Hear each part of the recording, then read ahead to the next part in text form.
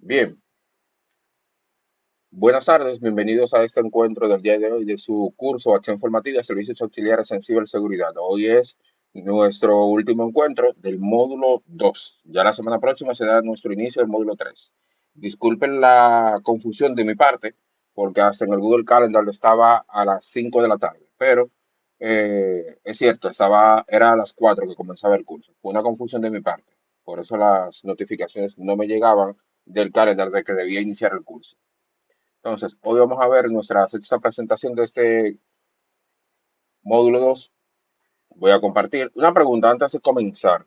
¿Ya pudieron arreglar el tema del simulador con lo último que les mandé?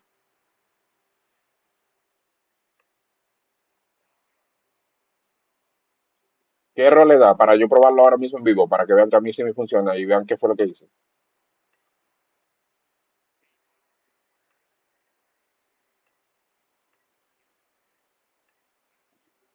Pero ni siquiera con lo último que yo mandé esta mañana. Perfecto, entonces voy a compartir pantalla.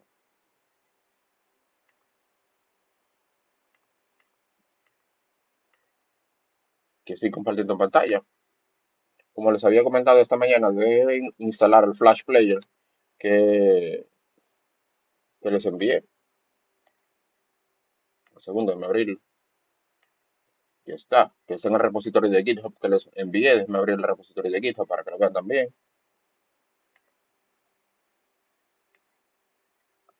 Un momento, voy a buscar la conversación con ustedes esta mañana.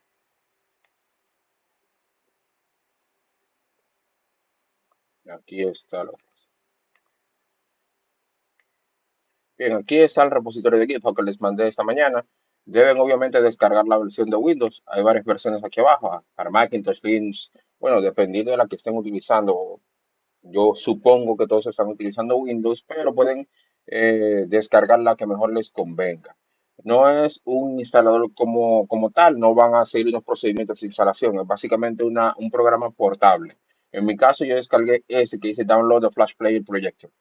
Lo descargan y funciona. Aquí solamente voy a buscar el archivo, por ejemplo, voy a File, Open. Aquí me abrió el Flash Player este señor, le doy a Browse para buscar, ubico mi carpeta, ya lo tengo buscado, ubico el archivo SWF y le doy a abrir. Vale, OK, y ahí está cargando. Aquí me da una especie de instructivo y demás. Si yo quiero, vamos a finalizar, me dice cómo utilizar cada uno de los elementos. Le doy a Skip, vamos a la test. Ahí empieza cargando la información y ya va a cargar en breves instantes. Dura un poquito en cargar, eso sí, pero ella carga. Ya ahí está funcionando. Podemos ir a explorar también. Vemos algunas cositas y nos dice qué es cada elemento. Ustedes no pudieron llegar hasta ahí.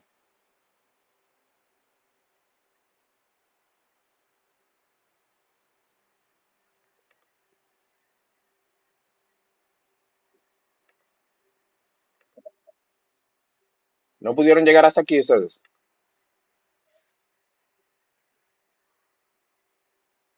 Eh,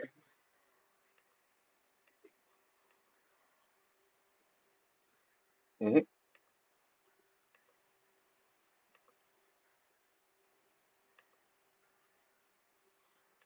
Se está oyendo como entrecortado, disculpe.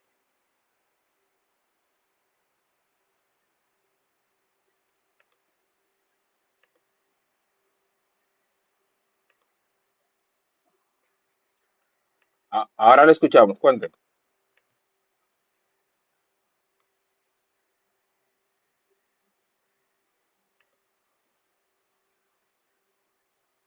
Ujú.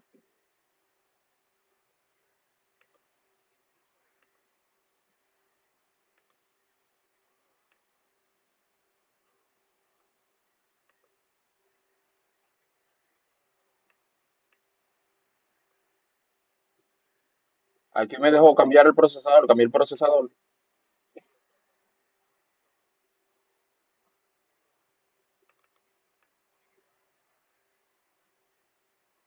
Ajá, la pasta térmica. Sí, sí. Claro, pero ahí no es un problema ni siquiera de ustedes, es un problema del propio simulador. Pueden continuar desde el punto de vista de la práctica con algunos elementos que le permita hacer el simulador. Aquí hay un problema de la antigüedad del simulador, porque ustedes saben que ya el Flash Player no se está utilizando hace más de 15 años. Entonces es bastante viejo el simulador de Cisco. Ahí no es un problema ni siquiera de ustedes ni de la computadora, ni nada que se le parezca. Es cierto que el procedimiento correcto después que colocamos el procesador es colocarle la pasta térmica, esa parte es cierta, obviamente, pero si no les deja hacerlo, obviamente como vemos aquí, no nos deja hacerlo, podemos continuar con otros elementos de la exploración. Por ejemplo, verificar las herramientas y demás, los diferentes componentes. El testeo es cierto que lo chulo de esto es que nos permite hacer el testeo. Por ejemplo, en el caso de la RAM, me permite cambiar la RAM muy bien. Hasta esa parte no hay problema. Por lo demás, en cuanto al test que quieren hacer y que lleve todos los procedimientos a cabo, el, el error que les da es simplemente documentarlo en el archivo que deben subir a la plataforma para yo calificarlo. O sea, por esa parte no habrá una caída de puntos ni nada que se le parezca, en sentido general. La parte del test, con eso no hay problema. O sea, con el breve error que tienen aquí. No es un problema de ustedes, es un problema del propio simulador. Él deja testear algunas cosas, eso sí, pero en sentido general, lo que queremos hacer no nos deja hacerlo por problemas de la propia versión y de la herramienta tan antigua en sentido general. Si ese era el problema que les presentaba, por eso no se preocupen, sigan haciendo lo demás y todo lo que les permita realizar ese simulador. Por lo demás, no se preocupen. ¿Alguna otra inquietud en cuanto al simulador?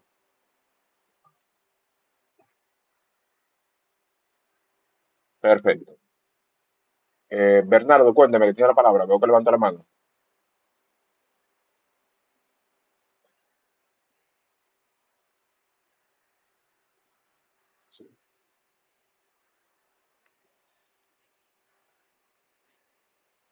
Sí, debe haber alguna versión más avanzada, pero imagino que incurrirá en temas de licencia y demás. Ese fue el más adecuado para esta situación porque yo no los voy a poner a comprar en ningún momento ninguna herramienta nada que se le parezca.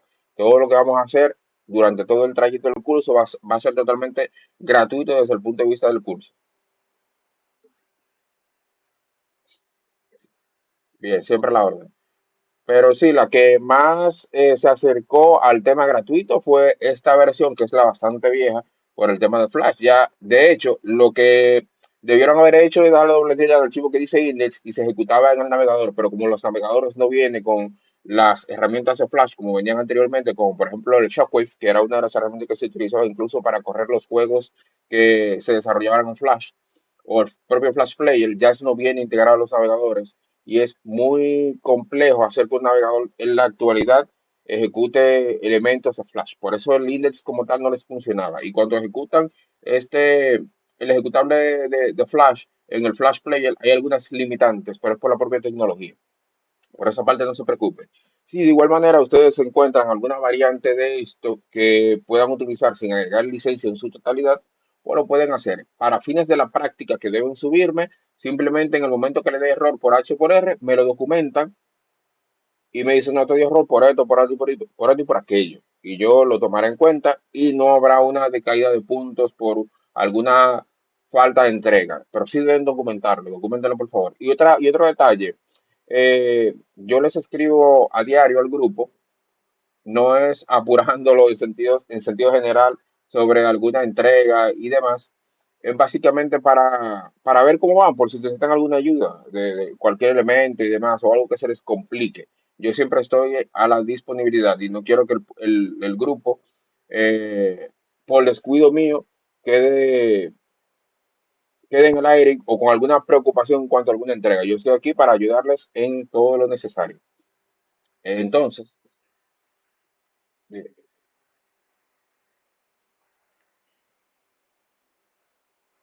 claro.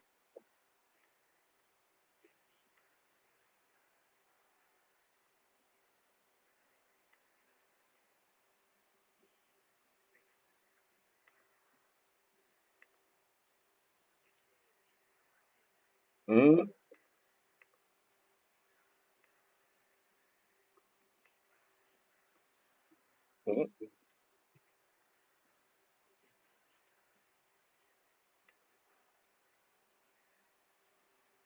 No, no.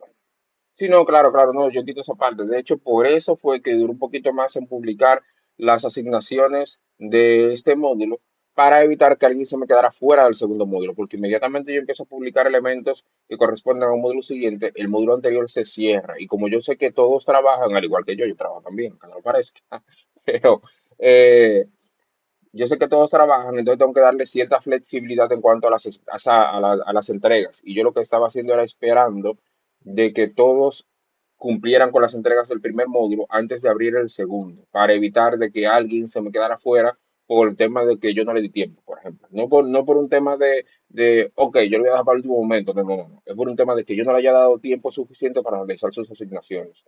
De hecho, las asignaciones de esta actividad, aunque debería cerrarse hoy, yo les tengo el tiempo hasta el martes, me parece. Pero de igual manera, yo el lunes, martes estaré escribiendo a ver cómo van, si le falta alguna entrega y le agrego algo más de tiempo para que puedan entregar. O sea, conmigo siempre hay flexibilidad en ese sentido. Por eso siempre les escribo para ver cómo van, para ver si necesitan algo más de tiempo o algo que no se haya entendido en alguna actividad, como por ejemplo en esta parte me faltó ponerle, aunque ustedes son bastante dinámicos y lo buscan por fuera, pero me faltó ponerles la parte del link del simulador que no estaba en la plataforma. Por eso me comunico para ver si me faltó colocar algo que no se entienda. O sea, no es un tema de apurarlos en sentido general. Es básicamente para que se sientan cómodos en el curso y vean que yo siempre estoy disponible para alguna ayuda que necesiten o lo que sea en sentido general. Pero de igual manera, si necesitan alguna clase de tiempo o alguna inducción en cuanto a alguno de los temas que están en la plataforma o entienden que falta algo, me lo comunican, ya sea a través del grupo o desde el punto de vista privado. Con eso no hay problema en sentido general. Entonces, nada, miren, hoy tenemos varios elementos. La semana pasada nos quedaron pendientes dos cosas, pero lo vamos a dejar para el final. Una cosa, de hecho, lo vamos a dejar para el final. Voy a darle acceso a la persona que intenta entrar para ver si nos da tiempo de realizar una ultimita, una práctica que nos quedó la semana pasada con el tema de la escala de privilegios que tengo por ahí. La tengo esquematizada, solo es hacer la práctica. Entonces, hoy vamos a ver primero el tema de la presentación en sentido general. Mientras vaya pasando la presentación, si tienen alguna duda, levantan la mano y yo les doy la palabra o escriben directamente en el chat que estamos utilizando, de la aplicación que estamos utilizando, que es Google Meets. Voy ahora a compartir pantalla, aumentar eso, ahora sea mejor. Ok, ahí se ve. Bien, les comento y recuerdo que estamos en el curso o acción formativa Servicios Auxiliares en Ciberseguridad y yo, Ramón Eduardo Zorrilla, soy su facilitador durante este trayecto. Ya nosotros terminamos el primer módulo, Electrónica Básica Digital. Vamos ahora, estamos en el segundo módulo que se llama Tecnología de la Información. Luego pasaremos al módulo 3 que se llama Aspectos Básicos de Networking. Y por último, Fundamentos de Ciberseguridad. Les recuerdo y comento que este curso no es creación de exploits, scripting, ni nada que se le parezca. Es más bien hacerles entender en su mayoría, por eso es servicios auxiliares en ciberseguridad. La palabra auxiliar significa que es un curso bastante básico. Es hacerle entender a la mayoría que la ciberseguridad empieza entendiendo todos los aspectos que compone la informática moderna y empieza desde la electrónica hasta la nube. Y todos esos aspectos lo vamos a ver y los hemos estado viendo durante el trayecto de este curso, en este segundo módulo que termina hoy. Entonces, lo que sí hemos estado haciendo para que se vea algo de lo que vinieron a buscar es hacer prácticas en sentido general de algunos temas y algunas cositas que puedan necesitar. Ya hemos hecho algunas cositas, algunas prácticas y hoy vamos a ver si al final, vamos a ver, no lo vamos a hacer al final. Vamos a hacer al final una practiquita de escalada de privilegios para que vean cómo se ve el mundo de la ciberseguridad desde el punto de vista protectivo. Tenemos varias máquinas virtuales. La principal, la navaja suiza que vamos a utilizar es Kali Linux para el tema de realizar la práctica. Y tenemos una máquina virtual víctima que es Windows 7. Ya en el tercer módulo vamos a utilizar otro tipo de máquinas. Kali Linux obviamente se queda, pero vamos a utilizar otras máquinas para realizar algunas prácticas y demás. Entonces, seguimos con nuestra presentación. Los beneficios de la cualificación, entender básicamente de qué va la ciberseguridad en un sentido general, que no es solo scripting y creación de exploits, ejecución de exploit, en saber cómo funciona Metasploit, o saber cómo funciona Kali, o saber cómo funcionan las herramientas que nos ofrece el propio Kali, sino entender que la ciberseguridad es proteger todos los elementos que componen una red, por así decirlo, todos los elementos que componen la informática, desde la seguridad de la información cuando está física hasta su digitalización, porque merece protección desde lo físico hasta lo digital. No se debe dejar ninguna brecha, porque si no, vamos a tener mucho contenido o mucha data sucia por las manos de algún ciberdelincuente y demás.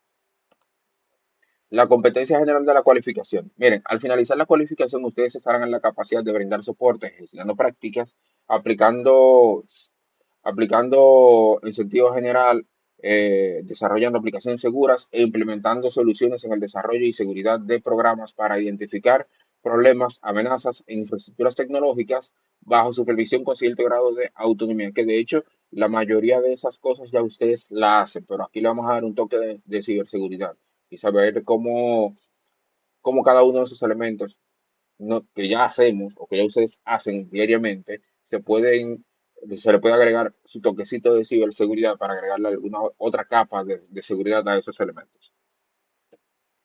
¿Preguntas, dudas o comentarios hasta el momento tienen? No. Bien, no tienen.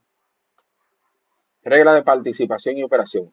La regla básica, levanta la mano, yo les doy la palabra, o escriben directamente en el chat de la aplicación que estamos utilizando, que en este caso es Google Meets. Entonces, dame un segundito para editar esto por aquí. La reflexión del día de hoy, nos quedamos con la reflexión, la ciberseguridad no depende solo de la tecnología, sino de las personas y los procedimientos. Eso lo escribió el escritor famoso anónimo.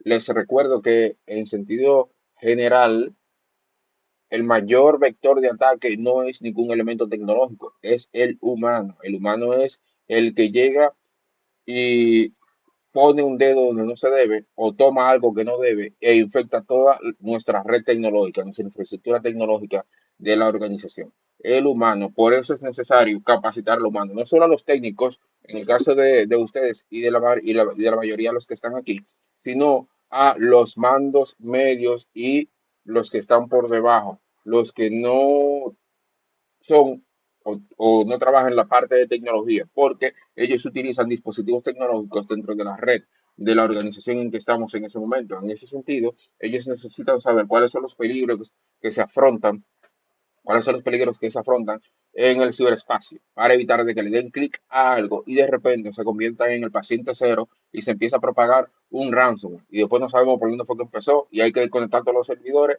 en lo que la chava viene para evitar de que las tres computadoras o los tres dispositivos que quedan vivos se infecten. Otro detalle importante también en el caso del ransomware, les recuerdo que los sistemas operativos, en el caso de Windows, tienen un sistema de protección contra ransomware que ustedes eligen cuáles son los datos que son sensibles en la organización y entonces le dicen a Windows, mira, estos son los datos sensibles y eso es lo que yo quiero que tú me protejas contra ransomware. O sea que de forma nativa, y eso fue después del famoso WannaCry, de forma nativa, Windows en sus actualizaciones ha agregado esa parte de protección contra ransomware, para proteger esos datos que nosotros entendemos que son sensibles para nuestra organización, para evitar de que un ciberdelincuente se aproveche de falta de protección o falta de diligencia en cuanto a aplicación de políticas de seguridad. Entonces, les recuerdo que estamos en el módulo 2 que se llama Tecnología de la Información. Hemos visto algunos tópicos desde la semana pasada en cuanto a entonces, la competencia final del módulo. Al finalizar este módulo de tecnología de la información, ustedes estarán en la capacidad de ensamblar equipos de computadoras dando soporte técnico de este y otros dispositivos bajo supervisión con cierto grado de autonomía. Que aquí todo el que trabaja en tecnología, de alguna u otra manera, ha ensamblado algún dispositivo, ya sea el suyo, para hacerle un upgrade, qué sé yo, destapar hasta su laptop, para ponerle más memoria, cambiarle un M2, ponerle un SATA, han ensamblado su computadora desde cero. O sea que en este punto yo entiendo que todos estamos capaces de lo que corresponde a este trayecto del curso, Servicios Auxiliares en Ciberseguridad. Introducción a los principios de seguridad. Miren, la seguridad informática busca proteger los activos de información. ¿Cuáles son los activos de información? Bueno, tenemos los datos, hardware, software, redes, el acceso a la persona que intenta entrar. contra acceso no autorizado, alteraciones o destrucción en sentido general.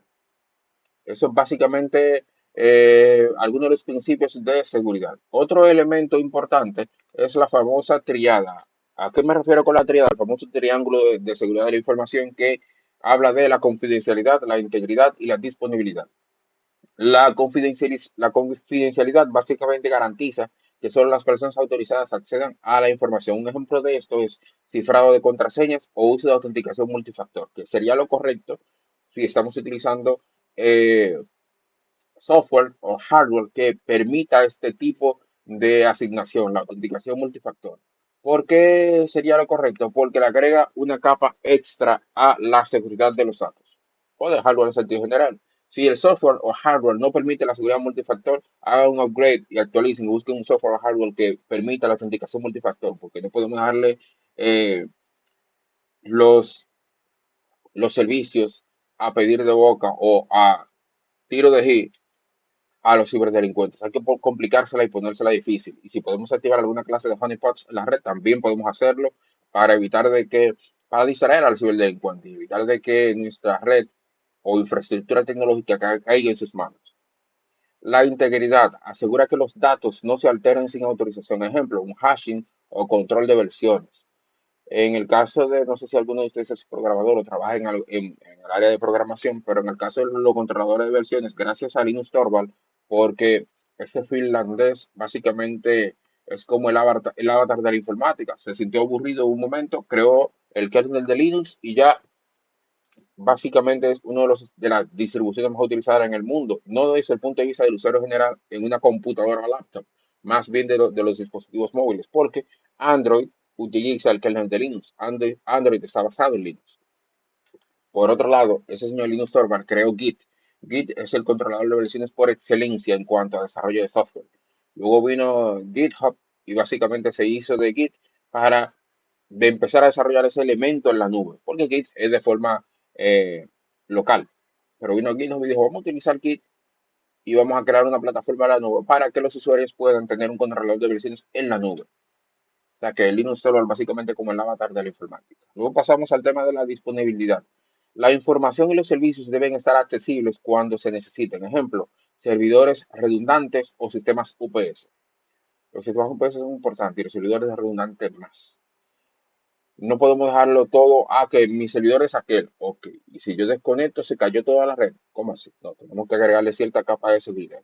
Y tratar de que si somos si no somos los gerentes, pero estamos cerca de la gerencia, debemos hacer las recomendaciones del lugar, porque cuando se cae todo, el que pasa trabajo es usted. Entonces debe garantizar de que el trabajo que vaya a pasar sea el mínimo. Debemos de tratar de automatizar cierto grado de, de elementos en cuanto a la resolución de problemas o criticidad en cuanto a un incidente cibernético. Entonces, si no hacemos las recomendaciones y trabajamos duro para hacer un hardening en nuestra infraestructura tecnológica ahora, cuando llegue el incidente cibernético, lo que va a pasar es que nos van a echar de la empresa primero y segundo, nos van a culpar del incidente. Debemos recomendarlo y debemos ir con nuestra carpeta y ver por qué estamos recomendando este tipo de cosas. No se queden atrás pensando de que, ok, pero el problema es que yo recomiendo nunca más el caso, insista en esa parte. Porque al final, cuando suceda lo que va a suceder, la culpa será de ustedes. Cada vez que sucede un incidente cibernético en una empresa importante a nivel mundial, el primer departamento que se va es el departamento informático. Cuando sucedió lo que sucedió con CrowdStrike, al otro día entraban a LinkedIn y veían que todas las posiciones del departamento de tecnología, desde el más pequeño hasta el más alto, estaban disponibles para acceder desde LinkedIn. O sea, yo podía básicamente solicitar un puesto de trabajo en CrowdStrike luego de ese incidente que pasó hace como un año y tanto, que dejó inhabilitados aeropuertos y hoteles en sentido mundial por una mala implementación. eh, por una mala implementación desde el punto de vista tecnológico. Se hizo una actualización y se desplegó sin probar. Las actualizaciones se prueban antes de desplegar. No puedo mandar la producción sin haberla aprobado antes. Y miren lo que pasó ahí. Votaron a todo el departamento de tecnología. Con razones. Si ustedes entienden que hay vulnerabilidades en el departamento en el que están, recomienden subsanar esas vulnerabilidades e insistan y creen una documentación de cada insistencia para que cuando pase lo que tenga que pasar, si usted quiere permanecer en la empresa, usted va a crear documentación de mire, yo insistí para que se hicieran las actualizaciones correspondientes y esto pasó porque no se hizo la actualización que yo recomendé, la actualización número 5 que recomendé. Si lo hubieran hecho, eso no hubiera sucedido. Tienen que insistir en cuanto a mejoras de su propio departamento. Si no insisten, el departamento va a caer en en alguna brecha de seguridad. Entonces, ¿cuál creen que es más importante? ¿Confidencialidad, integridad o disponibilidad y por qué? Aquí es una pregunta para ustedes. Levantando la mano, quiero que me digan cuál es más importante dentro de la triada. ¿La confidencialidad, la integridad o la disponibilidad? ¿Y por qué? Obviamente, quiero saber el por qué. Cuéntame. Cuéntame, Rafael.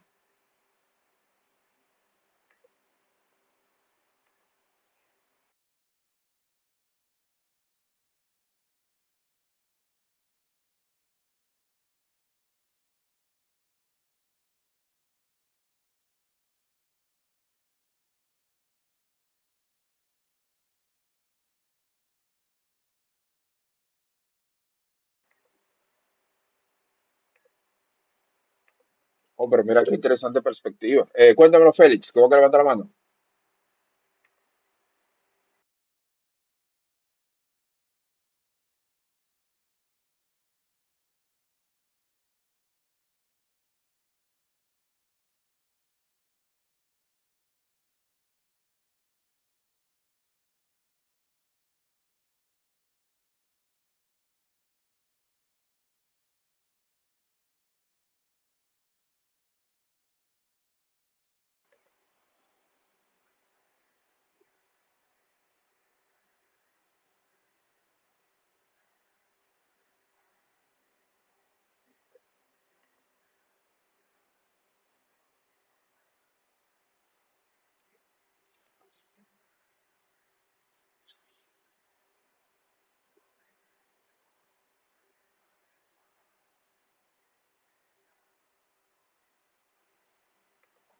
Interesante perspectiva también, Félix, al igual que Rafael. Este grupo no cae en gancho, pero en sentido general, eh, es cierto, no podemos depender solo de una de las puntas de la triada, de la confidencialidad, integridad o disponibilidad. De repente yo tengo que los servicios siempre están disponibles, nunca se caen, pero de repente no están íntegros, o sea, son corruptibles. No tengo nada, no hago nada con que siempre estén disponibles si se pueden corromper los servicios en sentido general. Pero si, como dice Félix, no se agrega una capa de confidencialidad, alguna clase de cifrado, para qué lo tengo disponible? Si cualquiera puede hacer cualquier cosa con eso. O sea que realmente, y veo que este grupo no cae en gancho, no hay uno más importante que otro. Los tres son importantes y los tres, cada uno depende del otro. Si una punta se cae, las otras dos restantes van a caer porque una depende de la otra. Ok, hay integridad de los datos, pero si no hay confidencialidad, ¿para qué tan íntegro? O que hay disponibilidad, pero si no hay integridad o confidencialidad, ¿para qué están disponibles? Entonces, en sentido general, necesitamos las tres de manera obligatoria. Necesitamos implementar las tres. Por eso es la triada de la seguridad de la información. Eso está también en la ISO 27001 en cuanto a su implementación y la creación de un sistema de gestión de seguridad de la información también es en la ISO 27001. Entonces, vamos a seguir por aquí. Seguridad equilibrada y tipos de control. Tenemos seguridad equilibrada. Debe existir un balance entre la protección que se ofrece, el costo de implementarla, la usabilidad del sistema. Por otro detalle, tenemos los tipos de control. Tenemos preventivos que evitan incidentes como contraseñas seguras y firewalls. Detectivos identifican actividades sospechosas como IDS y logs. Correctivos restauran sistemas tras un ataque como backups, planes de recuperación. Detalle importante, cuando sucede un incidente de seguridad, lo primero que vamos a ver si sigue allí es la base de datos. Espero que no haya ningún DBA aquí en este curso ahora mismo. Pero a veces los DBA se ponen medio vaguitos. Entonces, cuando crean, por ejemplo, y allí hablo no desde el punto de vista de la integridad de la base de datos como tal. Hablo del análisis de los logs en la base de datos para verificar si hubo algo sospechoso en la base de datos. ¿Qué pasa? Que si no le ponen el nombre a cada llave o cargas de restricción que apliquen en la creación de la base de datos, la propia base de datos o el gestor de base de datos que estén utilizando en ese momento, ya sea SQL Server, MySQL, Postgres o cualquier otro que estén utilizando, Redis, por ejemplo, en el caso de un SQL, le va a aplicar un nombre predeterminado o un nombre genérico más bien a esa llave o esa restricción que estén aplicando. ¿Qué pasa? Que cuando le estamos mirando en el logs no sabemos a qué depende esa restricción. Entonces, para evitar tener que adivinar que pasa lo mismo en el caso del desarrollo de software, si no pone los comentarios correctos, después cuando estamos revisando el código no sabemos qué hace ese segmento de código, por más senior que seamos, tenemos que verificar, ok, este código y verificar palabra por palabra. Necesitamos los comentarios. En el caso de la base de datos, el comentario es el nombre de la restricción. Cada restricción debe ponerle un nombre que vaya asociado con lo que va a hacer esa restricción para evitar un inconveniente con, con la auditoría de esos elementos. Entonces, seguimos por aquí. Plataformas, amenazas y riesgos. Amenazas y riesgos son dos palabras que van a menudo muy asociadas. En cuanto a plataformas de seguridad, esto incluye hardware, software y servicios que protegen los sistemas. Tenemos antivirus, que es la medida más básica, más estándar que todo el mundo utiliza. Firewalls, ahí vamos subiendo de nivel. SIEM, un poquito más arriba. Y autenticación biométrica. Recuerden que la biometría son medidas biológicas que son incambiables. Por más gemelos e idénticos que seamos, tenemos una biometría totalmente diferente, ya sea en las huellas dactilares o el tamaño facial, o sea, del cómo se ve nuestra cara. Visualmente parecen el mismo, pero en cuanto a biometría son totalmente diferentes. Tenemos amenazas comunes, tenemos las internas y las externas. En cuanto a internas, los empleados, los errores humanos, negligencia puede pasar también externos, tenemos hackers, malware, ataques de red, en sentido general. Tenemos también clasificación de hackers, white hat, black hat, gray hat. Los sombreros blancos básicamente son éticos y prueban vulnerabilidades. Los black hats son los famosos ciberdelincuentes. Eh, son maliciosos y buscan beneficio propio. Los grey hats básicamente actúan entre ambos extremos. Los grey hats son básicamente lo que dicen, mira, págame, si no, yo voy a reportar esta vulnerabilidad y que sea y que pase lo que tenga que pasar con tu infraestructura tecnológica. Pero mira, yo descubrí esta vulnerabilidad y yo necesito que tú me pagues. Tema bastante interesante, eso de la línea gris o la línea que no se debe cruzar en sentido general. Seguridad en la web y malware, tipos de software. Malicioso, tenemos adware que muestra publicidad no deseada, spyware que recopila datos personales sin permiso, tenemos greyware que son software dudoso, pero no necesariamente malicioso, es dudoso básicamente. Casi todos los días nosotros descargamos software dudoso. Seguridad en la web y malware, seguimos por aquí. Denegación de servicio, que es básicamente un ataque que satura recursos del sistema para dejarlo fuera de servicio. La ingeniería social, que básicamente lo que hace es manipular a las personas para obtener acceso o información. Un ejemplo de eso es el phishing, llamadas falsas del soporte técnico también. Esa llamada bastante concurrente en sentido general. Seguridad en redes y dispositivos, tenemos ataques TCP/IP que incluyen el sniffing, spoofing, hijacking y man in the middle. El ejemplo, una captura de tráfico con Wireshark, que de hecho el primer man in the middle de la historia registrado es un ataque de man in the middle que lo hizo un ilusionista que se llamaba Neville Maskelyne y se lo hizo a nada más y nada menos que a el que inventó la comunicación inalámbrica, o básicamente el el que se le atañe esa invención, porque luego pasaron algunos eventos que dicen, no, espérate, eso vamos a hacerlo a Tesla por H o por R. Pero eso fue el señor Guillermo Marconi. Cuando él estaba probando el tema de la comunicación inalámbrica, vino ese señor de Mascarain que parece que no tenía más nada que hacer, pues, o no tenía ocupaciones, y dijo, no, pero espérate, que vulnerable, vamos a aprovechar esto. Y él aprovechó eso e interceptó la señal de Guillermo Marconi. Y fue el primer man in the middle de la historia. Seguridad inalámbrica, el uso de WPA3, VPNs también y contraseñas robustas. Cambiar SSID y contraseñas predeterminadas para evitar que los amigos del lado del mal aprovechen alguna clase de vulnerabilidad. O sea, para evitar de que de repente ya vaya un visitante y vea que estamos utilizando un router marca tal y vaya a Google después y pues, contraseña predeterminada del router banco tal. Y después con esa información de Google se haga con nuestra seguridad inalámbrica de nuestra casa, por ejemplo, que es donde más pasaría. Y cambiarle el nombre del SSID, porque si le damos el nombre predeterminado que utiliza la compañía telefónica, también es un tema de vulnerabilidad que se pudiera aprovechar. Tener un procedimiento físico, como proteger el hardware como cámaras, cerradura y biometría. Mantenimiento preventivo, limpieza, ventilación, entorno sin polvo ni humedad.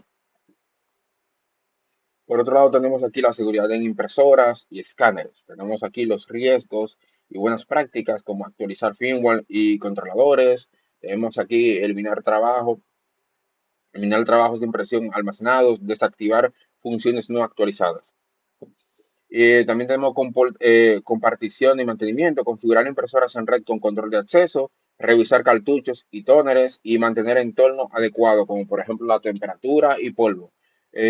A veces, muy a menudo, cuando nos visitan de otros departamentos, la gente cree que estamos criando pingüinos, pero realmente es que los equipos tecnológicos necesitan una temperatura bastante fría y de hecho hay métricas. ¿Qué temperatura es el ideal para un data center de tal tamaño? Hay métricas. O sea, hay estandarizaciones en cuanto a en cuanto al tipo o a la temperatura más bien. Y eso es básicamente para tratar bien a los dispositivos tecnológicos, porque no es que no funcionen, que van a funcionar a baja capacidad cuando hay mucho calor. No es que estamos criando pingüinos a los de otros departamentos, ¿verdad? Es que los equipos o el área de informática es frío. Atención técnica, ética y profesional. Comunicación con el cliente, escuchar activamente, evitar tecnicismos innecesarios, mantener respeto y calma, incluso bajo presión. Conducta profesional, no divulgar información de clientes, cumplir políticas de la organización, respetar los límites legales y éticos de la ciberseguridad. Por otro lado, tenemos atención técnica, ética y profesional. Tenemos aquí otro elemento de esa parte, que es centro de llamadas, mantener enfoque en el problema, documentar cada paso, seguir protocolos de escalamiento. La documentación es vital. Cada vez que nosotros hacemos una resolución de problemas desde el punto de vista de TI, ¿verdad? De infraestructura tecnológica, nosotros tenemos que documentar cómo solucionamos eso, para que cuando vuelva a pasar es solamente ir a la documentación, ok, en vez de yo ir departamento por departamento a ver cuál es el problema, ya yo sé que tengo que verificar este elemento, que ese problema que me está dando ahora me dio en tal día y yo lo resolví al final, después de durar todo el día buscando la solución, lo resolví de esta manera. Y un problema que te puede durar 5 horas resolverlo, con esa documentación de media hora lo resuelves. Para que la documentación es vital en el departamento de tecnología en sentido general, para evitar tener redundancias en cuanto a procedimientos en sentido general. Resolución de problemas y actualización continua, procesos de resolución, tenemos que identificar el problema, establecer teorías de causa probable, probar soluciones, verificar el funcionamiento y documentar. Siempre documentar, la documentación no está de más. La documentación es importante para que futuros problemas iguales tengamos soluciones iguales, porque ya lo resolvimos en el pasado. También tenemos que trabajar con el tema de actualización y mantenimiento, instalar parches del sistema operativo, mantener base de datos de firmas antivirus al día, revisar logs y respaldos regularmente. Siempre es bueno verificar el gestor de eventos, por ejemplo, de Windows. Si tenemos muchos dispositivos que utilizan Windows dentro de la organización, tenemos que verificar el gestor de eventos para ver dentro de las auditorías que están automatizadas en el propio gestor de eventos hubo algo que no funcionó de forma correcta para verificar por qué falló en ese momento y solucionar ese problema. Tenemos que verificar esos logs del gestor de evento con cotidianidad para evitar problemas en la organización. Problemas comunes, por ejemplo, virus sin detección, red lenta, error al imprimir o escanear, soluciones, reinicio controlado, revisión de permisos, limpieza del sistema. Cada vez que tengo que reiniciar un servidor, a mí me da mucha risa porque los servidores no deben apagarse. Y por eso me da risa, es que cuando tú instalas un sistema operativo de tipo servidor, el propio sistema operativo, cuando tú lo estás apagando, él siente raro el por qué se está apagando y dice, espérate, espérate. Antes yo apagaba porque yo me voy a apagar, porque al final yo me debo a ti. Pero antes de apagarme, tú me puedes decir por qué que tú me estás pagando o por qué me estás reiniciando, para yo tenerlo aquí en registro, para yo saber a futuras causas que ya yo tuve un problema y que fue solucionado. Y básicamente me da mucha risa eso, porque el servidor te pregunta, se siente extraño, me están apagando, me están reiniciando, y se supone que ellos a mí ni me deben apagar ni me deben reiniciar. Entonces, como reflexión, en cuanto a esta primera presentación, tengo la otra presentación ahí hecha, la voy a abrir ahora. El eslabón más débil de la seguridad no es el firewall, es el usuario descuidado. El firewall va a tener las políticas nivel alta empresa que invierte mucho en ciberseguridad. Vamos a suponer que la empresa donde estamos trabajando, y vamos a exagerar aquí de manera absurda, vamos a suponer que la empresa donde estamos trabajando haya invertido cientos de millones de pesos en la infraestructura tecnológica y en la ciberseguridad de la empresa. No importa que haya hecho esa inversión. Si el usuario no tiene la capacitación correcta, y no estoy hablando del usuario de tecnología, porque se supone que tiene capacitaciones varias al año y le pagan certificaciones a la empresa para que se vaya capacitando y actualizando y asiste a eventos donde se capacita y actualiza. Estoy hablando del usuario no tecnológico de la empresa. Si ese usuario no se capacita para entender realmente qué es un endpoint, no importa que hayamos hecho la inversión de cientos de millones de pesos o de dólares en infraestructura tecnológica para la seguridad o la ciberseguridad, la empresa va a caer. La empresa va a caer en sentido general. Entonces, ahora voy a parar de compartir. Les voy a compartir también más tarde, cuando termine la presentación, esta presentación y la que viene ahora. Un momentico.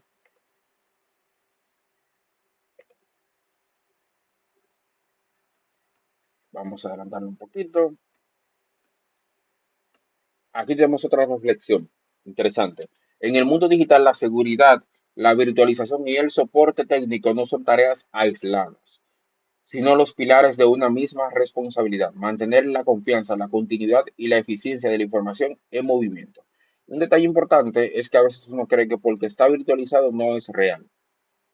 Un error bastante eh, ya no tan común, pero cuando uno habla con la gente no tecnológica y dice, no, es un servicio virtualizado, la gente cree que eso no es importante porque está virtualizado. De hecho, lo que estamos es ahorrándole costos de implementación a la empresa, porque si ya yo puedo, o los servidores que tengo en la empresa me permiten, o tienen la capacidad de yo virtualizar 20 servicios, en vez de yo comprar 20 servidores nuevos, yo virtualizo esos 20 servicios, que funcionan igualito que la infraestructura física como tal, pero estoy aprovechando recursos que ya tengo. Entonces, hay que tener mucho cuidado con esa parte y con el tema de la red, en sentido general, la seguridad de la red. Hay que tener conciencia de qué es realmente la segmentación de red y la microsegmentación de la red. La gente siempre, he visto algunas empresas, cuando me toca auditar empresas, que la red es la misma desde que entro a la recepción hasta que subo a gerencia allá arriba.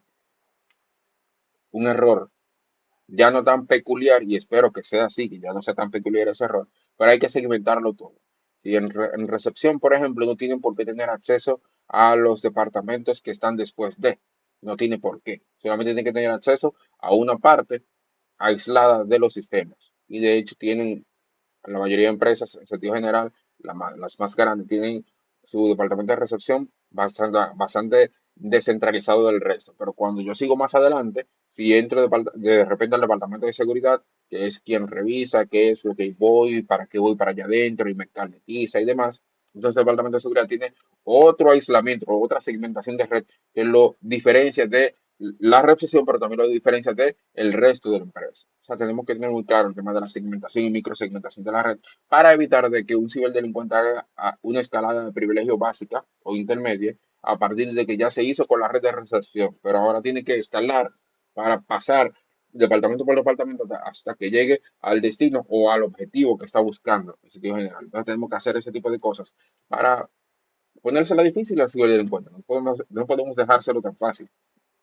Entonces les recuerdo que estamos todavía en el módulo 2, tecnología de la información. Responsabilidad técnica de nivel uno. Hay varios niveles, pero yo imagino que ustedes se lo saben esa parte ya, porque algunos trabajarán en soporte, otros trabajan en nivel de gerencia y demás. Y entonces hay varios niveles en cuanto a responsabilidades que tiene cada uno. El técnico de nivel uno es el soporte de primera línea. Básicamente es el primer punto de contacto entre el usuario y el departamento técnico. Llegó alguien que tiene un problema con una impresora, por ejemplo. Ah, bueno, ese es el nivel del nivel uno, es el que recibe a esa persona y verifica si él puede resolver eso. Entonces, la responsabilidad del técnico del nivel uno. Sus funciones principales son atención al usuario final, recibir solicitudes, incidentes o quejas y registrarlas en el sistema de tickets. Sistema de tickets siempre es importante, ¿eh? Jamás ni nunca solucionen un problema sin haber recibido un ticket antes. Si no reciben tickets, díganle, tiene que hacer un ticket. No importa que se enojen con ustedes. Ustedes no están ahí para resolverle el problema a nadie. Ustedes están ahí para ayudar a la empresa, en sentido general, y garantizar la seguridad de la empresa. Entonces, los sistemas de gestión de tickets deben implementarse correctamente y siempre deben estar ahí. Si tienen un sistema de gestión de tickets, créenlo ustedes, que ya lo pueden crear. Hay por ahí cientos de videos en YouTube que si ustedes están utilizando, por ejemplo, la plataforma 365 administrativa de Microsoft, con esa propia plataforma hay 20 videos en YouTube que te dicen cómo crear un sistema de gestión de tickets sin agregarle costos a la empresa. Simplemente con lo mismo que ya están pagando pueden crear un sistema de gestión de tickets.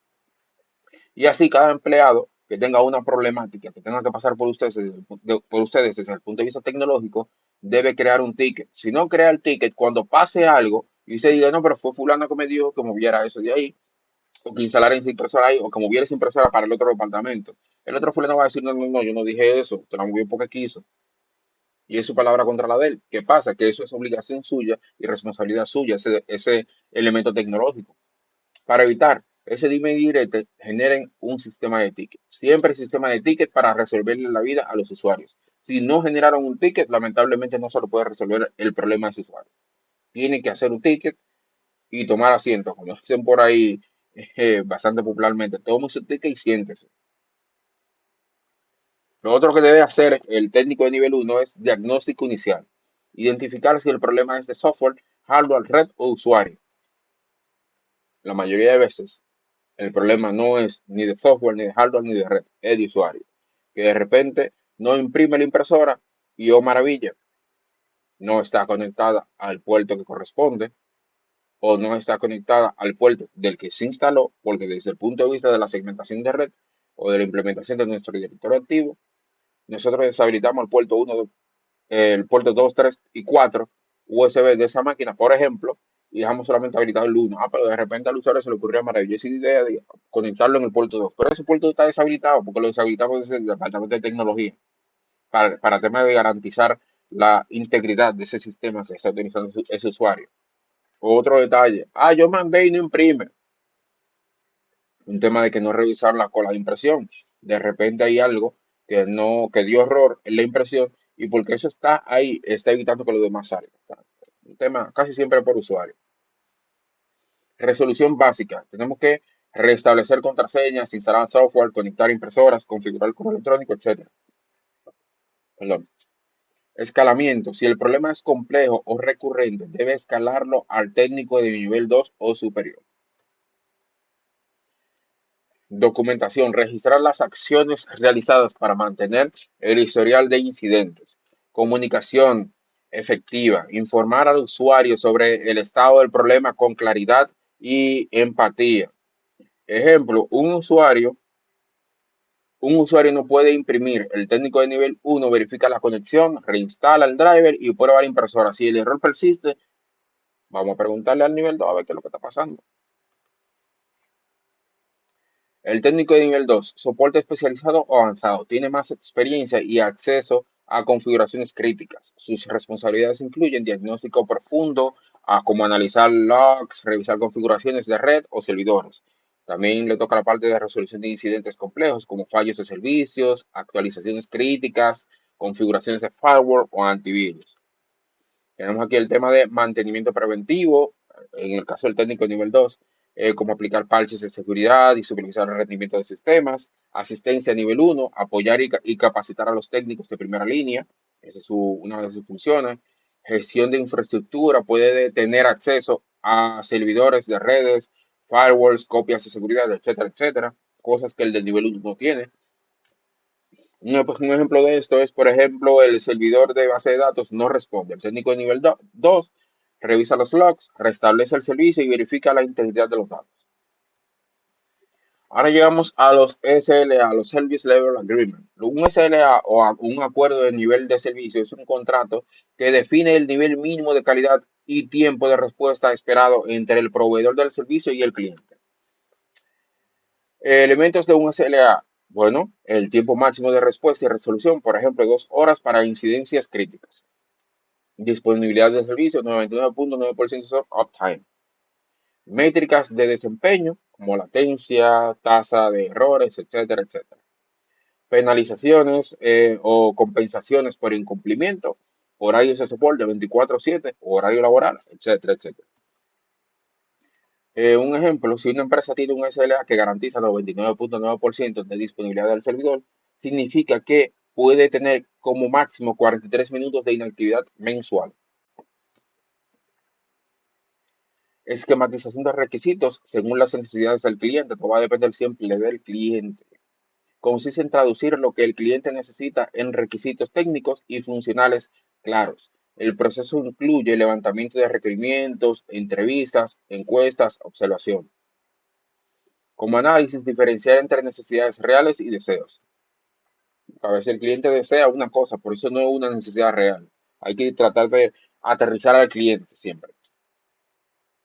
Documentación, elaborar un documento con especificaciones, diagramas y dependencias. Validación, el cliente revisa y aprueba. Priorización, definir qué es esencial y qué se puede implementar después. Ejemplo, el cliente necesita acceso remoto seguro. Bueno, el técnico traduce eso a VPN con IPsec, ¿verdad? Más autenticación multifactor. O sea, el cliente quiere un acceso remoto seguro. Ok, entonces lo que él me está pidiendo es una VPN con implementación del protocolo de IP con una capa de seguridad más autenticación multifactor. Una esquematización de una política de seguridad local. Una política de seguridad local establece las normas y controles de seguridad para un equipo o red específica. Debe incluir control de acceso, quien puede iniciar sesión, contraseñas y permisos. Autorizaciones automáticas, básicamente para mantener los sistemas protegidos. Seguimos con el uso de dispositivos externos como USB, almacenamiento externo, firewall y antivirus, configuraciones mínimas, registro de eventos, auditoría de acceso y errores. En Windows se gestiona desde, por ejemplo, SecPol, allí vemos vamos a políticas locales y seguridad y opciones de seguridad. Por ejemplo, vamos a verificar.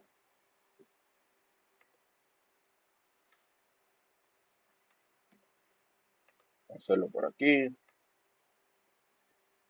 Entramos aquí. Está entrando, abrir otro lado. Aquí, perdón. Llamándolo aquí, ok. Aquí dice Local Policies. Entramos aquí. Aquí nos dice Security Options. Vamos aquí. Aquí tenemos todos los elementos de seguridad que están disponibles en el caso de mi computadora, ¿verdad? Y ahí se pueden agregar más políticas, de hecho.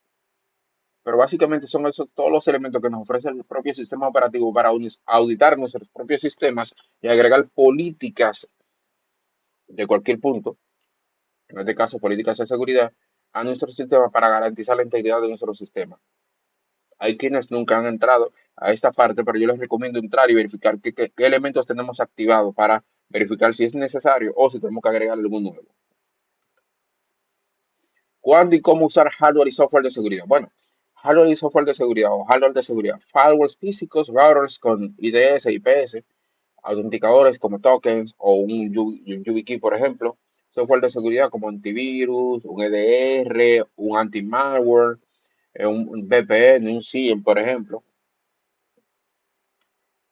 ¿Cuándo usarlo? Bueno, un hardware cuando se necesita seguridad de perímetro. Un software cuando se protege el sistema operativo o el endpoint en sentido general. Ejemplo, un firewall físico, hardware, controla el tráfico de red, mientras que un antivirus, un software, protege archivos locales. Técnicas de seguridad y tipos de firewall. Como técnica de seguridad tenemos autenticación multifactor, cifrado de datos, control de acceso basado en roles, segmentación de red y VLANs. Dispositivo de control de acceso, tenemos las tarjetas inteligentes, lectores biométricos, token de acceso temporal, etcétera, etcétera. Tenemos por aquí también los tipos de firewall. Tenemos que el de red, o packet filter, que filtra básicamente paquetes según IP y puerto. De estado, los stateful, que analiza conexiones activas. de aplicación como los proxy firewall que inspeccionan tráfico HTTP, FTP, etcétera, etcétera. Los Next Generation Firewalls, los NGFW, incluye IDS, IPS obviamente, y básicamente lo que hacen es controlan aplicaciones y políticas avanzadas. En sentido general, configuración de un firewall en Windows, vamos al panel de control, firewalls de Windows Defender y configuración avanzada. Ahí creamos una regla de entrada y salida por puerto o programa y verificamos con ese, ese comando. Vamos a habilitar ese comando que está aquí, que no sé ustedes, pero a mí me gusta siempre hacerlo todo por comando. A mí la interfaz gráfica me aburre en sentido general. Uno se ve de vez en cuando obligado a utilizar la interfaz gráfica por H o por R,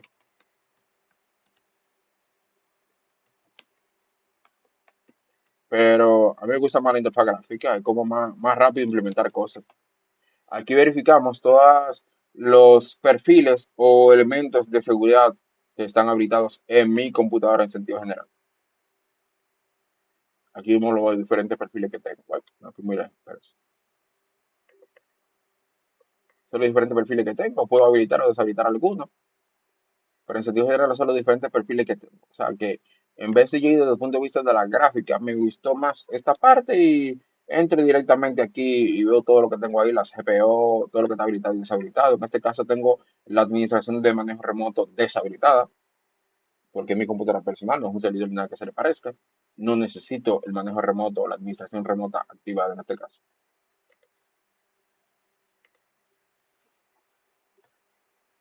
En Kali Linux podemos instalar firewalls, sí, aunque es un sistema operativo dedicado a la ciberseguridad, también hay firewalls. Por ejemplo, el UFW. Si utilizamos ese comando sudo apt install UFW, activamos o descargamos más bien ese firewall, el UFW. Con este otro comando lo activamos y con el siguiente comando agregamos una política a ese firewall para permitir la comunicación remota a través del protocolo SSH para que cada vez que se comunica remotamente le pida credenciales para entrar al sistema, porque si le damos carta blanca, estamos en nada, ¿verdad? Podemos bloquear puertos agregándole políticas. Estas políticas o esos elementos que están ahí, yo les exhorto, si no han instalado todavía Kali en una máquina virtual, les exhorto que cuando lo instalen, prueben todo esto y vayan testeando cosas para que vean que también en Linux o en Kali más bien, que es la navaja suiza de los expertos en ciberseguridad, se pueden instalar firewalls y demás y agregar políticas de seguridad en el propio sistema operativo. Protección contra software maligno. Tenemos aquí que podemos instalar antivirus como Windows Defender, Clam AV en Linux también. Sí, Linux también tiene antivirus, sí, eso es verdad. Porque no es que no sea vulnerable, es que tiene poco usuario, entonces el ciberdelincuente dice, no, espérate, eso no es rentable atacar a usuarios de Linux. Escaneos periódicamente, evitar descargas desconocidas, aplicar principio de mínimo privilegio, usar sandbox o máquinas virtuales para probar software sospechoso, que no sé si lo han probado, pero Windows, de forma nativa, en la versión Pro, tiene su propia sandbox y es bastante interesante las cosas que se pueden hacer desde allí de forma nativa con Windows. Son las que lo prueben también. Configuración de actualizaciones del sistema operativo. Por ejemplo, en Windows vamos a configuración, actualización y seguridad, Windows Updates, opciones avanzadas y verificamos allí. En el caso de Kali Linux o las versiones de Windows, los sistemas operativos basados en el kernel de Linux, en su mayoría, básicamente el mismo comando, le decimos, mira, actualízate y si tienes que subir de versión, no solamente que actualice con un parche, el update es básicamente para parchear el sistema, pero si tienes también que cambiar de versión, también hazlo, el upgrade haces. Revisión del proceso de resolución de problemas. Básicamente seguir pasos, no es solamente, la impresora no, el Wi-Fi se dañó, déjame yo el adaptador de red, no, Pérez. Vamos a seguir un procedimiento para saber qué cosas están fallando desde el inicio. Yo tengo que identificar el problema. Bien, ya yo sé que el Wi-Fi no está arrancando, la tarjeta de red no está reconociendo o la computadora no está reconociendo la tarjeta de red o HOR, lo que sea. Tenemos que recoger información, luego formular hipótesis de por qué está pasando eso, probar soluciones, documentar. Siempre hay que documentar. y confirmar resolución. No es solamente, ok, ya, ya funcionó, vamos a confirmar eso, a ver si prueba, vamos a reiniciar un par de veces o hacer ese test, a ver si eso sí funciona. Entonces, ejemplo, el equipo no se conecta al Wi-Fi, revisamos el adaptador, el IP, los DNS o el router. Que a veces es un problema casi siempre que no funciona el Internet, como dicen los usuarios generales, es un problema de DNS. Los DNS no están reconociendo, no están resolviendo la IP y eso es lo que está haciendo el tranca, no está llamando el Internet, como dicen ellos. Virtualización. La virtualización permite ejecutar varios sistemas operativos en una sola máquina física mediante software que emula hardware. Hay varios tipos de software para hacer el tema de la virtualización. Tenemos VMware Workstation o el SXI que se instala en el kernel. Básicamente no necesita un sistema operativo para correr. VirtualBox, Hyper-V, Proxmox, dependiendo de lo que vayan a hacer, pueden utilizar o uno u otro. No hay uno ideal. Todo va a depender de lo que vayan a hacer o de lo que quieran implementar. Crear entornos virtuales que simulan CPU, RAM, discos y dispositivos físicos para correr varios SEO simultáneamente. Todo eso puede hacer. Aplicaciones para virtualizar redes. A mí me gusta mucho GNS3. De hecho, en la universidad les estoy enseñando a los muchachos a utilizar GNS3 para emular entornos reales. Para que vean, para que cuando se topen con la vida real, no solamente vean que eh, podemos aplicar políticas en un router tipo Packet Tracer, por ejemplo, sino que vean cómo afecta cada elemento en la vida real que hacemos en nuestra configuración de usar el firewall o el switch o el router. ¿Cómo afecta eso a un aplicativo de Windows, Linux o cualquier otro elemento? NS3 es una herramienta bastante interesante, igual que IFNG, que no está aquí. Tenemos aquí VMware vSwitch también, VirtualBox Has Only Adapter, el propio Packet Tracer también de Cisco. Virtualización de redes. Bueno, permite crear redes virtuales aisladas, como por ejemplo VLANs o túneles VPNs internos dentro del hipervisor. Virtualización en la nube nos permite ejecutar máquinas virtuales, almacenamiento y redes en servidores remotos como AWS, Azure o Google Cloud. Plataformas Linux y Windows para virtualizar en la nube. Tenemos en el caso de Linux KVM, OpenStack, Proxmox. Windows tenemos Azure, Hyper-V, tenemos Windows Server Data Center también. En aplicaciones para virtualizar el almacenamiento tenemos TrueNAS, OpenFiler, VMware vSAN o Ceph también. Todo va a depender de lo que queramos hacer. No hay uno ideal, ¿eh? Como le dije anteriormente. Lo que tenemos que hacer es consolidar varios discos físicos en un único sistema lógico accesible para múltiples máquinas virtuales. Y estamos hablando todavía de la virtualización de almacenamiento. Hay varios tipos de hipervisores. Tenemos el de tipo 1 y el de tipo 2. El de tipo 1, Bare Metal, básicamente lo que hace es que se instala directamente sobre el hardware. Por ejemplo, el VMware ESXi o el Hyper-V Server. Es decir, que no necesita un sistema operativo para correr, sino que se instala directamente en el hardware. El de tipo 2 se ejecuta sobre un sistema operativo, por ejemplo, VirtualBox o VMware Workstation. Application Source o containers ejecutan aplicaciones aisladas en un entorno compartido, por ejemplo, Docker o LXC. Son máquinas ligeras, son más ligeras básicamente que las VMs. Y aquí un detalle importante. Aunque los contenedores parece que estamos virtualizando algo, su función es muchísimo más ligera que una máquina virtual. Tiene optimizaciones para impedir la sobreutilización de recursos de la máquina física. Tenemos aquí el VM Sprawl Avoidance, que básicamente lo que se carga es de evitar la proliferación descontrolada de máquinas virtuales sin propósito. Y la solución, políticas de creación, etiquetado y monitoreo. Tenemos la VM Escape Protection, que básicamente son medidas para impedir que una máquina virtual acceda al sistema host. Y eso incluye parches de seguridad, aislamiento y no compartir recursos críticos.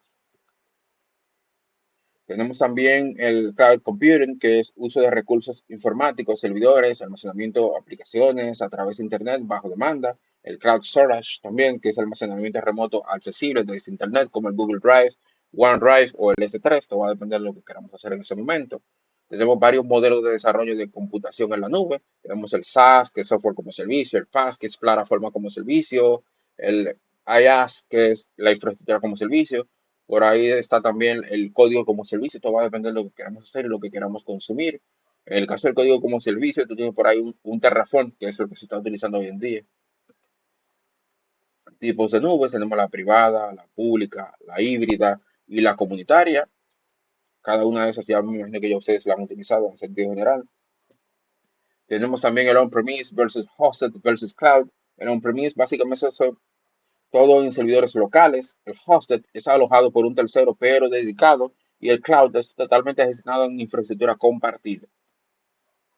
El VDI, el VDI es Virtual Desktop Infrastructure, básicamente es un escritorio virtual accesible remotamente. Y el VDI, Virtual Desktop Environment, es un entorno completo de trabajo virtualizado. Cada uno de estos se utiliza cotidianamente en el mundo de la TI y de la infraestructura tecnológica. Cada uno se aplica cotidianamente. Entonces, Cloud Access Security Brokers o los CASP, básicamente son intermediarios entre el usuario y los servicios cloud y supervisa y aplica políticas de seguridad como McAfee o Netscope también. Seguridad como servicio, que es SCAS, servicios de seguridad ofrecidos desde la nube como antivirus, firewall, DLP, CM, etcétera. Ejemplo, Cloudflare y Sophos Central. Que Cloudflare se cayó el otro día y se cayó medio internet. Una cosa increíble. Entonces, mire, vamos a ver que Oliver intenta entrar. Vamos a darle acceso. Como retroalimentación, espero que les haya gustado el tema. No me estoy despidiendo. Ahora termino con la presentación y entonces pasamos al tema de la practiquita de escalada de privilegios para que veamos esa parte. Como retroalimentación, vamos a ver todo. Espero que les haya gustado las dos presentaciones de hoy, en sentido general, los distintos aspectos que componían la tecnología de la información en sentido general, incluyendo el domingo pasado. Entonces, como recordatorio, el reglas de participación, ya ustedes se la saben de memoria, levanta la mano y yo les doy la palabra. Y por último, el tema de que si no quieren hablar directamente, pueden escribir directamente al chat de la aplicación. Como síntesis, ya acabamos de ver todo lo que componía la tecnología de la información. Logros alcanzados. Utiliza estrategias y herramientas tecnológicas para proteger los datos contra software malignos y instala aplicaciones para virtualizar almacenamiento de datos en sentido general. Próximo tema que vamos a ver son aspectos básicos de networking, que es básicamente el módulo 3, que ya desde hoy les estaré habilitando el módulo 3, pero por favor, los que no hayan terminado con el módulo 2, para evitar un retraso con los que ya terminaron el módulo 2, no pasen al módulo 3. Y el martes en la noche estaré cerrando el módulo 2. Lo estaré habilitando esta noche el módulo 3 para evitar retrasos para quienes ya finalizaron en el módulo 2 y puedan avanzar con tiempo. De igual manera, tienen básicamente 2 semanas para completar el, mo- el- la inicialización del módulo de aspectos básicos de networking en el módulo 3. O sea que, pero de igual manera se los estaré habilitando esta noche para evitar retrasos con quienes ya completaron el módulo 2. Y les recapitulo, no pasen al módulo 3 a hacer actividad del módulo 3 si no completaron el módulo 2. Verifiquen todas las actividades y que estén corregidas, obviamente, y que las hayan entregado. Si las entregaron, aunque no estén calificadas, pueden pasar al módulo 3.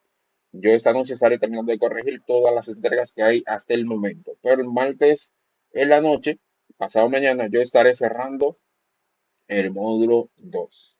Y traten de finalizar, porque no quiero que nadie se quede en el camino.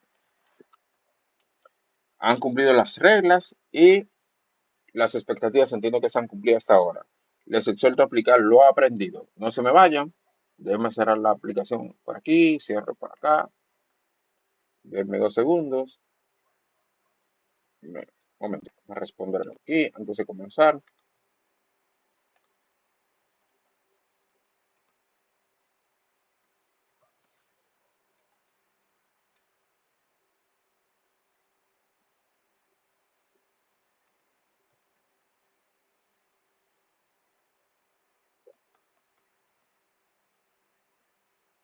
Voy a abrir por aquí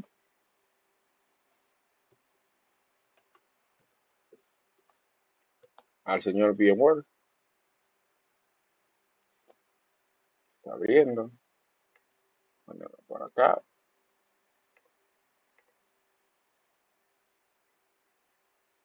Voy a cerrar esto.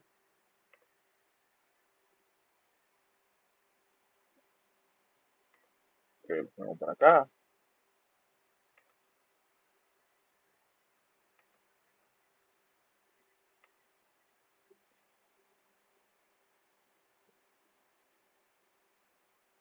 Voy abriendo a Cali. ¿Cuál Cali? Este Cali.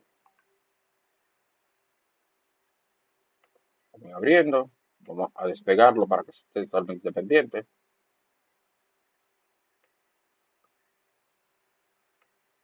Entonces, bueno, ok, ahí está.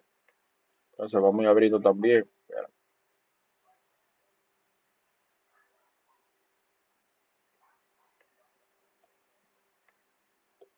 un momento. Estoy acortando esto por aquí. Déjame ver si tengo aquí abierto el Windows 7. No, no lo tengo aquí. Voy a llamarlo a ese señor.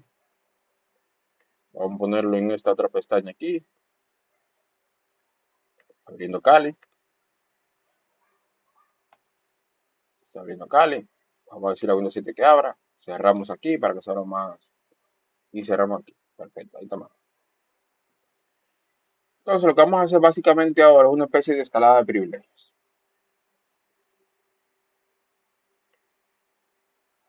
Para que vean cómo básicamente funciona eso.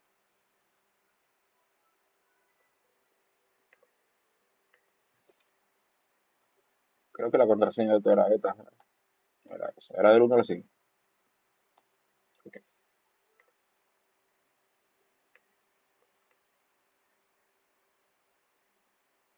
Entonces, miren, vamos a hacer varias cositas aquí. Para el tema de la escalada de privilegios. Vamos a utilizar al señor Metasploit para que nos ayude a verificar cómo hacemos eso. Un segundo que estoy aquí. ¿Dónde está? Que no lo veo. Aquí. ¿Dónde está? Aquí está. Vamos a subir un poquito para llevar esa pantalla.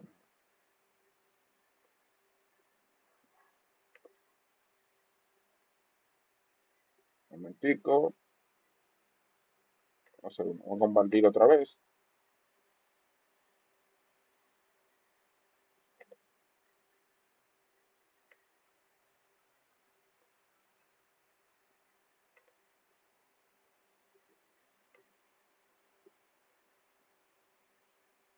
Un momentico. Aunque no me escuchen, estoy grabando con ustedes. Estoy compartiendo de nuevo. Aquí está la pantalla. Entonces, vamos a organizar esto aquí. Mejor. Ahí veo yo mejor la pantalla. Ahora sí. Bien, primero vamos a verificar cuál es el IP de esta máquina, que no me la sé de memoria. O no sé cuál le asignó ipconfig.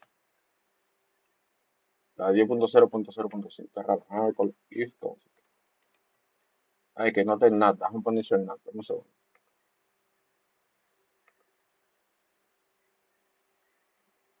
Y aquí está. Voy a decirle que está bueno.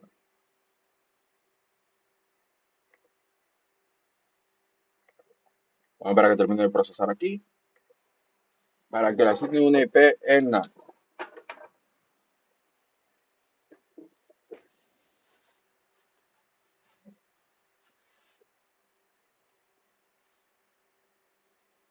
Verificamos qué está pasando por aquí.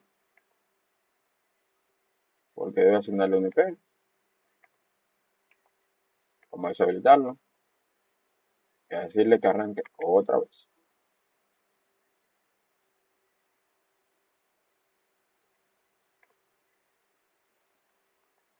Déjame verificar aquí. A ver si, que a veces pasa que lo apago. Aunque está encendido, entiendo yo.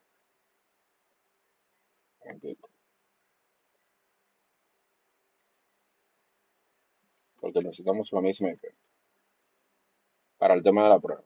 Porque obviamente no voy a empezar a hacer el test ahora en vivo para verificar esa nueva IP desde aquella máquina.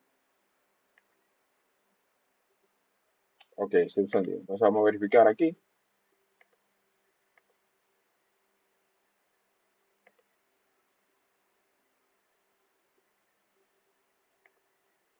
ver si le tiene la misma IP aquí, en este otro tipo de adaptador.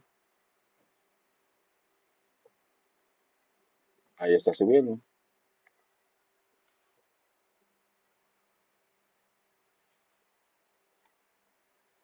Ahora sí. Ahora ahí estamos hablando.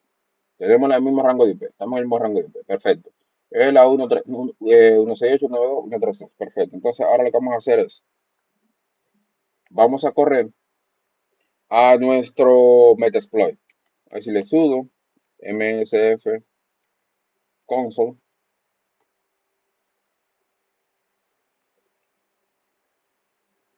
Está corriendo.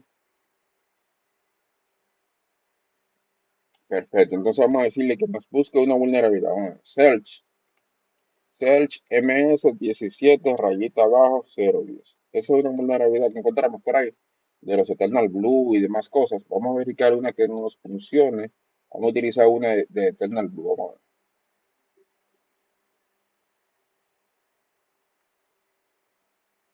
ver. Vamos para arriba. A ver. Yo creo que el que más nos conviene a nosotros es este. Vamos a ver si eso fue así. Copiamos. Le decimos aquí use. Pegamos. A ver qué pasa. Ya estamos dentro del propio exploit para aplicarlo. Entonces lo que le tengo que decir, mira, tú lo que vas a hacer es lo siguiente, vamos a hacer el host remoto, rhost, que es para el host remoto, la IP es 192.168.9.132. Bien, entonces el host local, por tema de prueba, no importa que dejemos evidencia en este caso, el host local es, ¿cuál era la IP de? Ahora ni me acuerdo, vamos a abrir otra.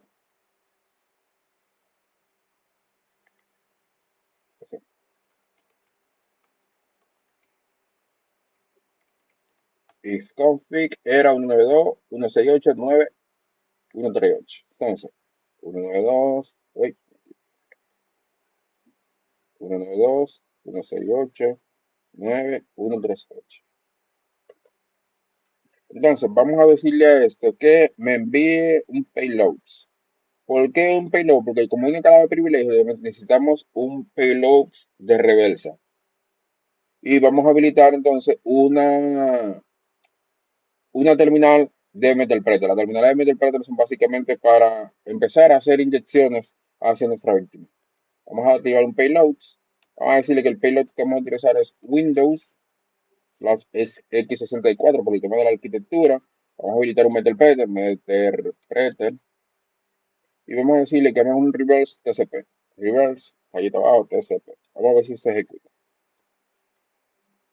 Dice que sí, vamos a la RAM, se está ejecutando. A ver qué pasa.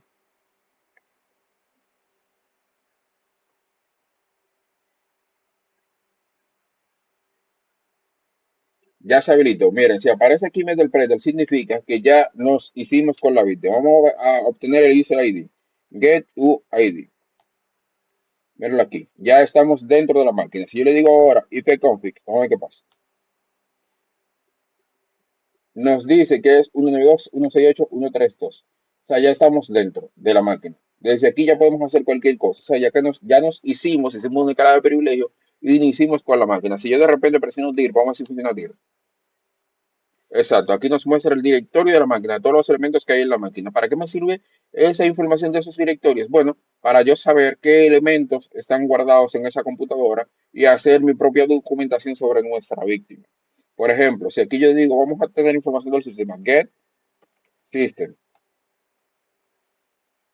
Aquí me dice que ya hicimos nuestra escalada de privilegio y ya estamos corriendo como si fuésemos un administrador de esa máquina. Entonces vamos a decirle sysinfo. Verán aquí, se llama Práctica PC, es un Windows 7 como Service Pack 1 con arquitectura de 64 bits, está en idioma inglés. y está bajo el dominio Wellbrook, porque es el dominio estándar, eso lo saben ustedes de memoria. Pero ya estamos dentro de la máquina. Lo que acabamos de hacer fue una escalada de privilegio eh, con nuestro Metasploit. Y habilitamos una sesión Metalpreter para poder hacernos con una sesión dentro del propio sistema operativo. ¿Alguna duda o inquietud respecto a lo que hemos hecho hasta aquí? Cuéntame, ¿qué les pareció esta pequeña mini práctica?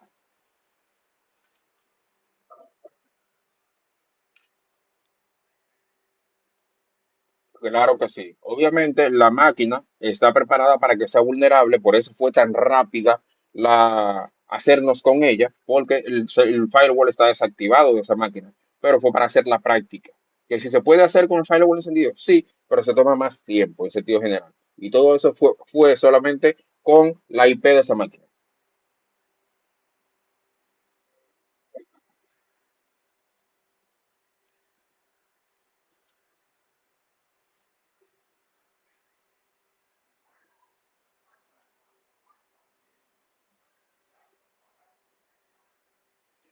No es que es más seguro, pero se le agrega una que se la complica muchísimo, porque acuérdate que no hay nada 100% seguro en sentido general, sino que simplemente se la complicamos un chin más para evitar de que se haga con nosotros en menos de 5 minutos, que básicamente esa práctica me llevó menos de 5 minutos hacerla en sentido general.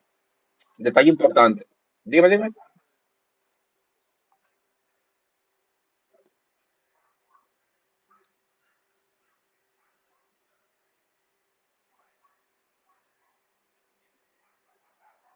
Claro,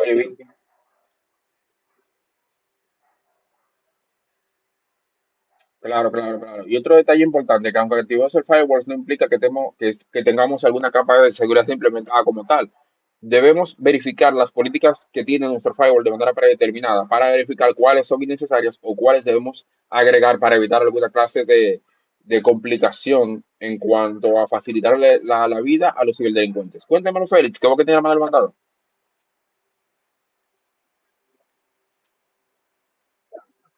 Sí, le escucho, cuéntame.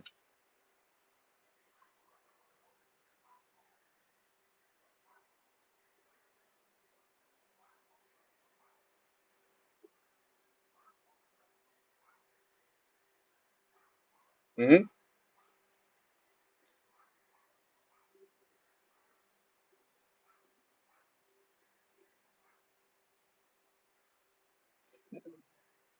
Sí, exacto, exacto. De hecho, esa fue un problema gravísimo que se descubrió después que empezaron el tema de los ransomware y demás, WannaCry, y había algunos que aprovechaban ese tipo de vulnerabilidad y por eso se hizo tan popular en sentido general. Y eso se subsanó, esa brecha se subsanó, por eso la práctica fue eh, muy bien realizable con el tema de que es un Windows 7, eso es bastante viejo. Y por el tema de que es una máquina preparada para que sea totalmente vulnerable para realizar este tipo de prácticas. Y en sentido general, por lo que acaba de decir el señor Rafael, que pregunta aquí que si se debe estar en el mismo rango de red para poder vulnerar el otro host. Para temas prácticos y que sea tan rápido como lo que yo acabo de hacer ahora, sí. Ahora, para temas de ya protegernos como tal, debemos agregar una capa de seguridad porque no importa que estemos en el mismo rango de IP, porque por eso se aprovecha desde el punto de vista remoto de alguna vulnerabilidad que nosotros tengamos en nuestros sistemas o de los sistemas que nosotros estamos supuestos a garantizar su protección. O sea, que no importa realmente en qué rango de red estemos. Ahora, para temas de la práctica y lo que yo acabo de hacer, sí debemos estar en el mismo rango de IP para que sea así de rápido y fluido hacerla, como lo que yo acabo de hacer ahora.